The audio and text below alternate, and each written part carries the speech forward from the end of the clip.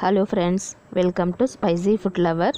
இன்றைக்கி நம்மளோட யூடியூப் சேனலில் டேஸ்டி அண்ட் ஹெல்த்தியான முருங்கைக்கீரை முட்டை பொரியல் எப்படி செய்கிறதுன்னு பார்க்க போகிறோம். வாங்க வீடியோக்குள்ளே போகலாம்.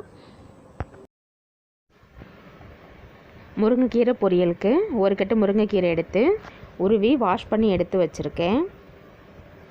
ஏன்னா அதில் பூச்சிலாம் இருக்கும், டஸ்ட் இருக்கும் அப்படிங்கிறதுனால ஃபுல்லாக பாருங்கள் வாஷ் பண்ணிவிட்டேன். இது போல் ஒரு ட்ரேயில் வச்சு வாஷ் பண்ணிங்கன்னா ஈஸியாக இருக்கும். இதுக்கு தேவையான பொருள் பாருங்கள். 2 பெரிய வெங்காயம் எடுத்து பொரியாக கட் பண்ணி எடுத்து வச்சுருக்கேன். வரமிளகாய் 5 வரமிளகாய் எடுத்திருக்கேன். கடுகு 1/2 ஸ்பூன், எண்ணெய் 2 ஸ்பூன். முட்டை போட்டு செய்கிறதுனால 5 முட்டை எடுத்திருக்கேன் இன்றைக்கி. ஸ்டவ் ஆன் பண்ணிக்கோங்க. வானல் வச்சுட்டு சூடானதும் 2 ஸ்பூன் அளவு எண்ணெய் ஊற்றிக்கலாம்.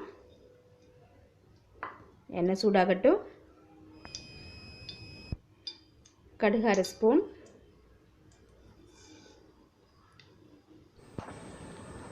கடுகு நல்லா பொரிஞ்சிருச்சு. இப்போ நம்ம வச்சுருக்கிற வரமிளகாய் சேர்த்துக்கலாம். மிளகாய் லைட்டாக கலர் சேஞ்ச் ஆனதும் நம்ம கட் பண்ணி எடுத்து வச்சுருக்கிற ஆனியன் சேர்த்துக்கலாம்.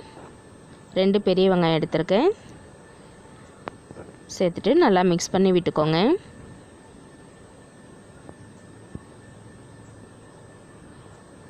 அடுத்ததாக நம்ம ஆனியனுக்கு தேவையான உப்பு சேர்த்துடலாம். 1/4 டீஸ்பூன் அளவு உப்பு எடுத்துருக்கேன். ஆனியனுக்கு மட்டும் சேர்த்துக்கோங்க.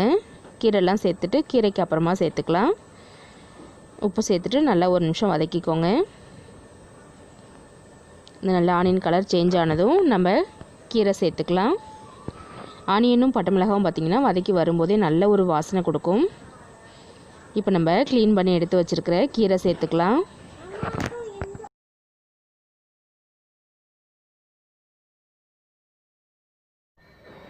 கொஞ்சம் கொஞ்சமாக நம்ம வச்சுருக்கிற எல்லா கீரையுமே சேர்த்துடலாம். சேர்த்துட்டு நல்லா மிக்ஸ் பண்ணி விடுங்க. கீரை வதக்கிறதுலே நல்லா வெந்துடும். முருங்கைக்கீரையை ரொம்ப நேரமும் வதக்கக்கூடாது. ஒரு 5 நிமிஷம் தான் வதக்கணும். சட்டுனா வெந்துடும் கீரை. பாருங்கள், உடனேவே நல்லா சுருள ஆரம்பிச்சிருச்சு. இப்படியே கைவிடாமல் ஒரு 2 நிமிஷம் வதக்குங்க. கீரை ஃபுல்லாக நல்லா சுருண்டு வதங்கிடும்.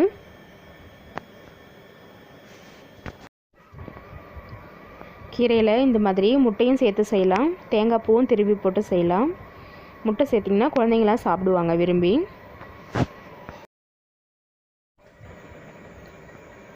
கீரை நல்லா வதங்கிடுச்சு.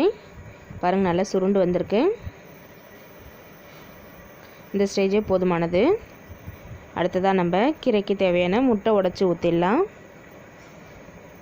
கீரை லைட்டாக ஒதுக்கி விட்டுருங்க. நடுவில் நம்ம முட்டை சேர்த்துடலாம். 5 முட்டை எடுத்திருக்கேன். நடுவில் ஊற்றிடுங்க. ஊற்றிட்டு இதை ஒரு மூடி வச்சிடலாம். லைட்டாக மிக்ஸ் பண்ணி விட்டுட்டு அப்போ தான் என்னென்னு பார்த்திங்கன்னா நல்லா பொடி பொடியாக முட்டை தெரியும். இப்பயே கலந்து விட்டுட்டோன்னா முட்டை அந்தளவு இருக்காது. மூடி வச்சுருங்க. முட்டை நல்லா பாதி அளவு வெந்துருச்சு பாருங்கள். இப்போ நம்ம உப்பு சேர்த்துடலாம். கீரைக்கும் முட்டைக்கும் 1/2 ஸ்பூன் அளவு உப்பு சேர்த்துருங்க. சேர்த்துட்டு நல்லா மிக்ஸ் பண்ணி விடுங்க. முட்டை வேகிற அளவு ஒரு நிமிஷம் அடுப்பில் வச்சுருந்தா போதும். நம்மளுடைய கீரை ரெடி ஆகிடும். நல்லா கலந்து விட்டுக்கோங்க. முட்டை பூவாக வர அளவுக்கு. பாருங்கள், நல்லா மிக்ஸ் பண்ணி விட்டாச்சு. நம்மளுடைய கீரை முட்டை பொரியல் ரெடி ஆகிடுச்சு. ஸ்டவ் ஆஃப் பண்ணிவிடுங்க.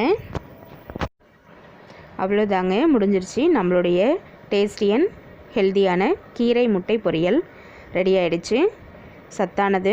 இதே மாதிரி நீங்களும் வீட்டில் கீரை முட்டை பொரியல் ட்ரை பண்ணி பார்த்துட்டு எனக்கு கமெண்ட் பண்ணுங்கள்.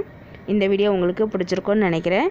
மறக்காமல் நம்மளுடைய ஸ்பைசி ஃபுட் லவர் சேனலை சப்ஸ்கிரைப் பண்ணுங்கள். அப்போ தான் நான் போடக்கூடிய அடுத்தடுத்த வீடியோஸ் உங்களுக்கு நோட்டிஃபிகேஷனில் காமிக்கும். எல்லா ஃப்ரெண்ட்ஸும் ஸ்கிப் பண்ணாமல் வீடியோ பாருங்கள்.